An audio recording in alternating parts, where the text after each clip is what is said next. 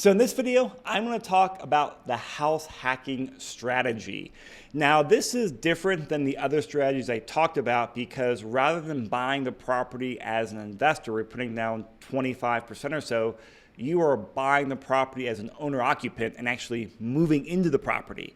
And so what this does, this opens up just an amazing world of options and flexibility for you, because if you're an owner-occupant, you get such amazing favorable financing conditions where you can put down ultra low down payments.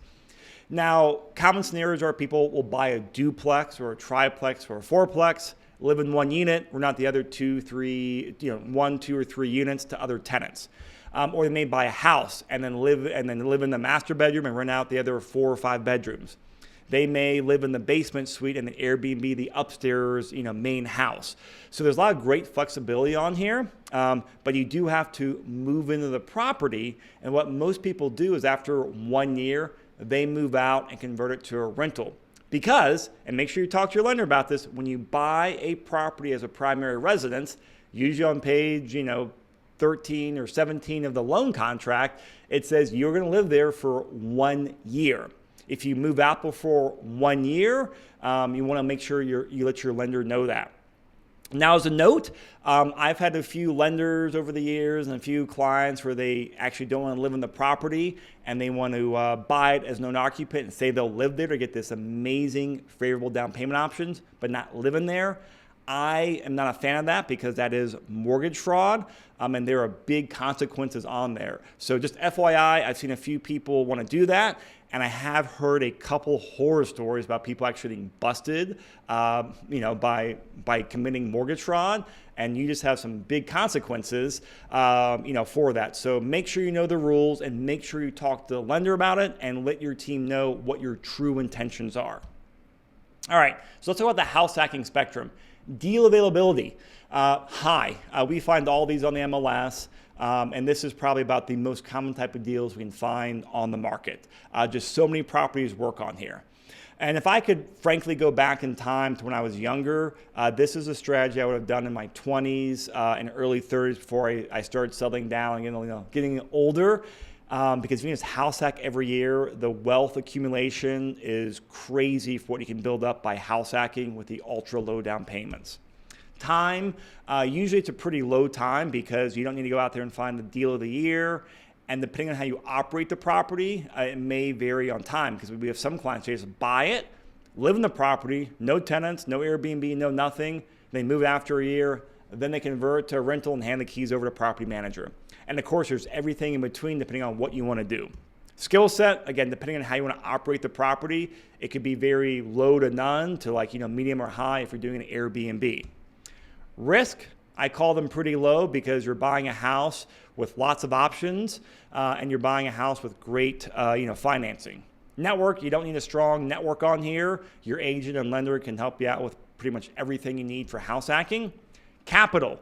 You need very little capital for this. Why? Well, because you have the most amazing financing options as an owner-occupant when it comes to loans.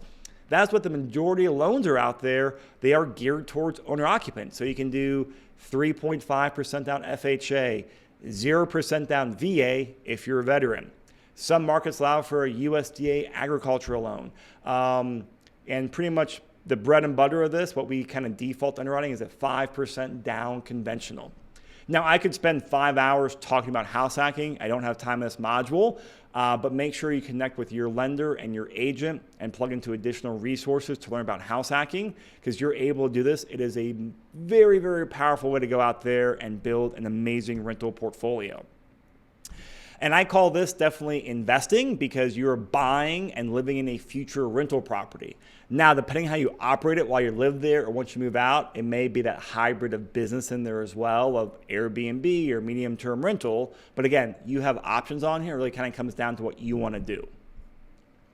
Now, I'm going back over here to Property Llama, and I'm going to open up the HH, which stands for house hacking. Let me get this in a new tab. And what I modeled here, again, there's no perfect way to model house hacking. There's so many flexibilities, but I'll walk you through the main stuff. I want you to really look at the numbers here. $590,000 purchase price, but about a $40,000 cash outlay. We're assuming a 5% down payment, so about a $30,000 down payment, and $8,000 in closing cost. And then what's going on here is I'm not assuming the person is living here. I just use that down payment and put in long-term rents, just so you can kind of get an idea about, you get the picture about what this does to returns. Now, cash flow on here is negative.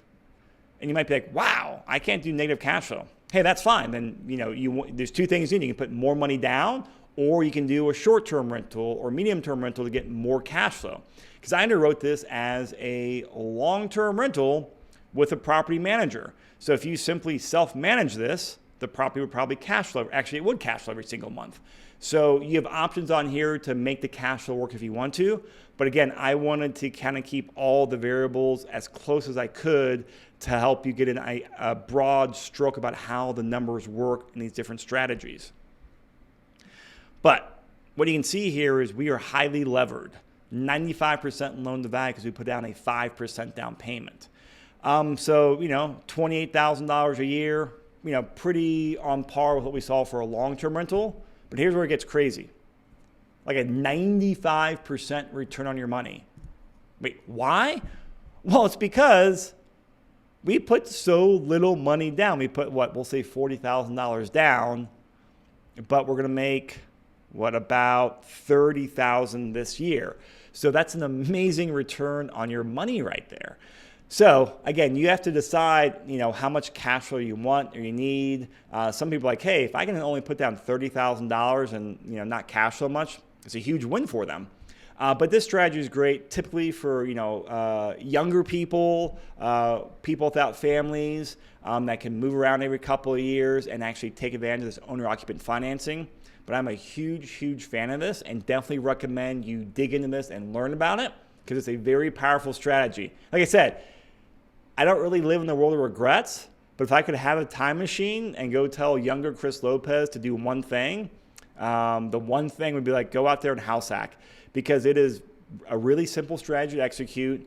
You just buy a property for 5% down, move it after a year, convert it to a rental. So amazing way to get a lot of properties for very little capital out of pocket and no crazy deal sourcing, having to knock on 3,000 doors or make 5,000 cold calls. But again, make sure you talk to your agent and talk to your lender. And actually, there's so many great financing options on here. We've had clients, even in this high interest rate environment, we've had clients be all in for a $500,000 property for like $4,000. Yes, $4,000 to be all in on a property with some special local grant programs. So make sure you talk to your lender about this because there's so many programs available for you on here, but it's an absolute powerful strategy.